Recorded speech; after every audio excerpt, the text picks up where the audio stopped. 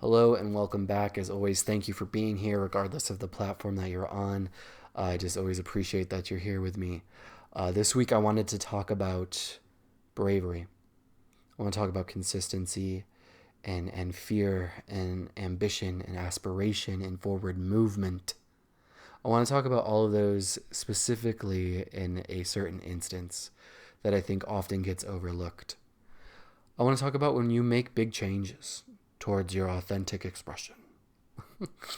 And what I mean by that is when you make a decision based off of trusting your feelings, trusting your desires, trusting your God, trusting your capabilities, trusting that that voice or that passion or that movement in you is enough to get the ball rolling. And so you make that decision. You make those big choices and those big changes, whether that's in your relationship, calling it something different, looking at it something different, approaching it something different, your occupation, your relationship with yourself, your relationship with your God, your relationship with your religion, your politics. Whenever you make a decision to dramatically change your habits surrounding those, whenever you go outside of your comfort zone, say it another way, I think it's important that we acknowledge that eventually you will run into every emotional mental blockade that has kept you in that comfort zone. And I think we need to talk about it. I think we need to work and vocalize the paradox of being so excitedly moving forward with all of the pain and fear that can come with that. I see in myself, if I'm being honest, and with others where you want it so bad and you start to let yourself have it. And then the moment comes, but do you let yourself keep it? Do you walk through the valley all the way, fearing no evil, but being aware that it's there? I think there's a distinction to be made there. Or do you go into the valley, I'm walking through it, feel, fear the evil, and back out and say, maybe next time? In this illustration, these valleys are all of the habits that your mind has picked up. All of the habits, if we want to go to the devil, will use to keep you from following your godly truth. They're just mechanisms that have kept you, quote unquote, safe, but maybe not happy or thriving or empowered. But some part of your brain says, I'm safe here. That's your comfort zone. That's what that is. And God will say, your destiny lays outside your comfort zone. I didn't make you for a comfort zone. I made you for the experience. And you can go further than those walls. And we have these moments where we say, okay, I'll try it out. And so you make the declaration, you promote the business, you change the relationship, you quit the job, you buy the house, you do this movement. And then doubt says, are we sure about this? And I want you to know that when, I would say if, but I'm saying when, this happens with you, that it is a normal thing, first of all, and that it is an opportunity for you to test your strength in your faith in yourself, which means, do you believe that you have the capability, or you're learning the abilities? Do you believe that where you're going, you are made for? And that might mean growing into some new attributes, growing into some new strengths, releasing some pains, but you are meant to go there. Do you have faith in that? And if you don't feel strong enough at the moment, do you have faith enough in God to keep moving you forward? Are you able to surrender your need for control to the very thing that maybe inspired you to move forward in the first place? So there's another thing right there. I wanted to say, and I will repeat it here, that when you move in dedicated fashion towards a godly purpose, you will break through your barriers of your comfort zone and you will deal with them. They will come up. It's not, oh, I'm past it and it's done. You will, I'm going to switch it to my own world just for the sake of vulnerability and just so you maybe can understand a little bit better. I, in the last month, have encountered my codependent tendencies.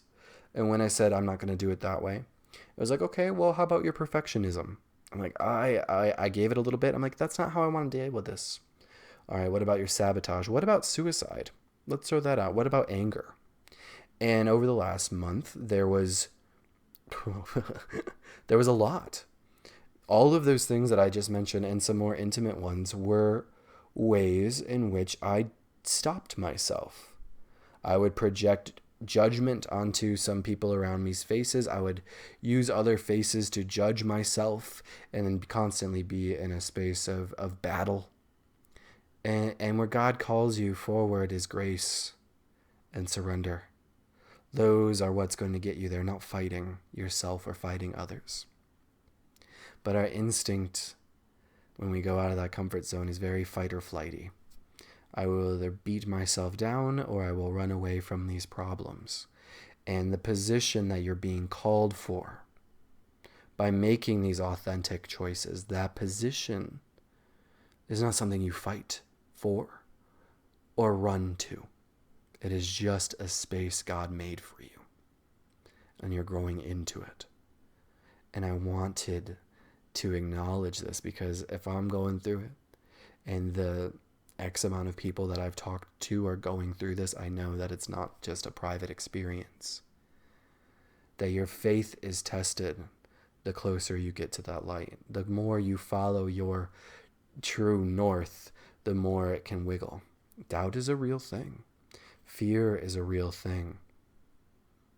And I think it's important to know that you can be on your path and feel those things. And it does not diminish where you're going, why you're going there, or your God that prompted you to move. That whether you look at it as God, as out there God, or inside God, or Christ God, or however the motivation of healthy future and forgiveness and sanctity feels to you. That movement, that energy towards a new purpose, a new goal, a new space, that godly force. Just because you feel that and fear exists does not negate it. Fear is not the negator of love. It is the other choice. You can follow your love, your God, your movement, your potential, your purpose, your calling, your inspiration, your health, your boundaries. You can follow that. Or the other option is you can go into fear. And you can manage it with a codependency. You can manage it with your addictions. You can manage it with your overruling king off with their head. I'm a bully. Fear does a lot of different things. And it will be present in your growth. I think that we say, well, you should be happy that you made these decisions. Oh, there is happiness. There is joy. And there is an awareness that I just made big steps.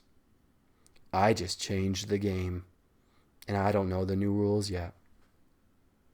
It takes 21 days for the neurons in your brain to make a new pathway.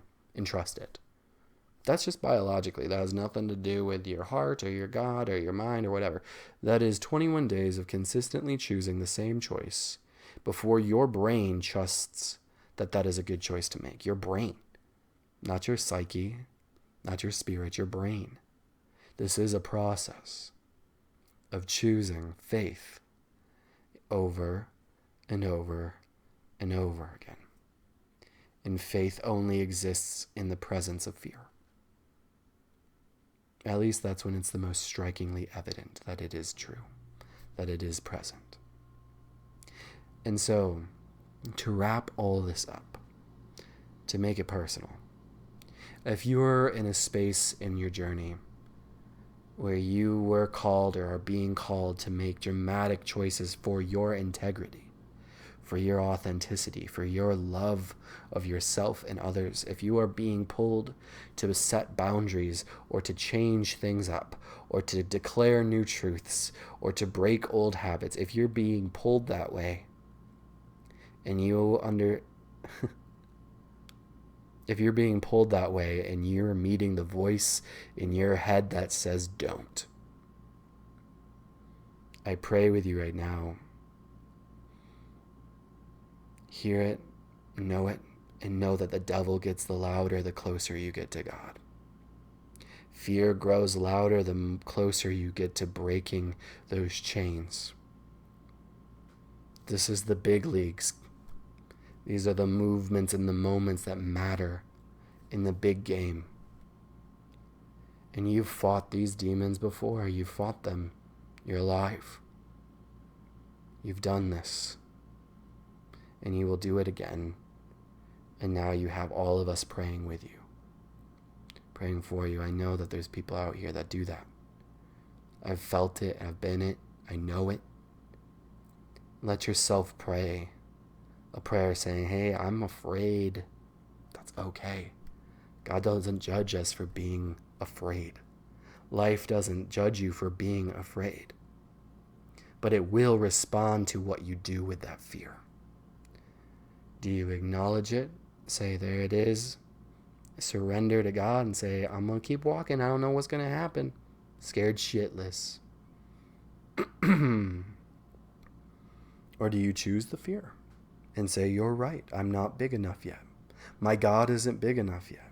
The part of me that's called forward isn't right yet. God does not call the qualified. It qualifies the called. Make those changes, make those calls, make those movements, move forward. And understand that fear is normal. And you're not any less for feeling it. You don't have to fight anymore. You don't have to run anymore. Not anymore. You just have to keep choosing. Faith in yourself to take the step. Faith in God to provide the next one. And if you can't see, allow yourself to close your eyes and say, I'm just going to rest for a minute. But don't stop. That's the heart of the matter. Keep going. And know that it's all part of it. It's okay. It's all okay. Whew.